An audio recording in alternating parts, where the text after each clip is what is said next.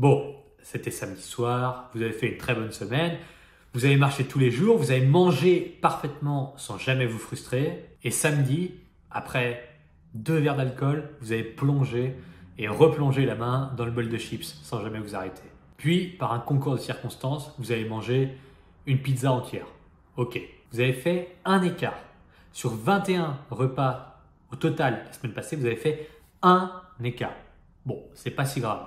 Vous ne grossissez pas avec une pizza et des chips, vous ne maigrissez pas avec une salade de crudités. Vous êtes le reflet de vos habitudes et si la majorité de votre alimentation correspond à vos besoins caloriques, il n'y a pas de quoi s'inquiéter pour ça.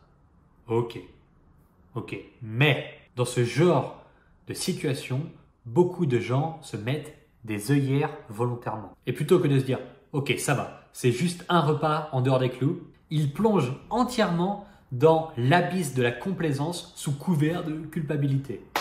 On part alors dans un chemin sinueux, celui du mensonge agréable. Vous avez abusé, comme je le dis, avec les chips et la pizza le samedi soir, donc votre semaine est foutue. Alors dimanche, autant abuser aussi et on reprendra les choses sérieuses le lundi.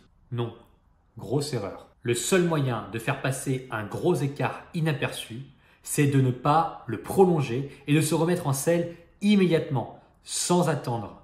Si c'est vrai qu'un gros repas en dehors du cadre ne pèse pas très lourd en conséquence, ce n'est pas la même punition pour 2 jours d'orgie culinaire complète. Quand un écart du samedi soir peut passer facilement inaperçu, 2 jours complets de malbouffe en illimité peuvent facilement vous faire perdre 1 semaine, 2 semaines, 3 semaines de progression parfois. Et la raison pour laquelle je fais cette vidéo, c'est que beaucoup d'individus produisent cette erreur à répétition le week-end.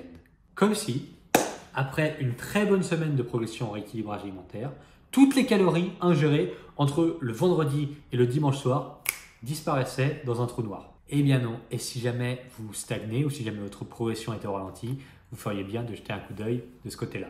La véritable force du « c'était un repas abusif, passons à autre chose maintenant », elle compte quand vous passez véritablement à autre chose maintenant, pas quand vous prolongez l'excès pendant des heures et des repas en plus. Alors plutôt que de culpabiliser et de vous enfoncer après avoir abusé, appréciez le moment qui s'est passé dans lequel vous avez bien profité et retournez immédiatement à des choix qui correspondent vraiment à ce que vous attendez de votre part. En l'occurrence, des choix qui correspondent à la progression physique que vous poursuivez en ce moment.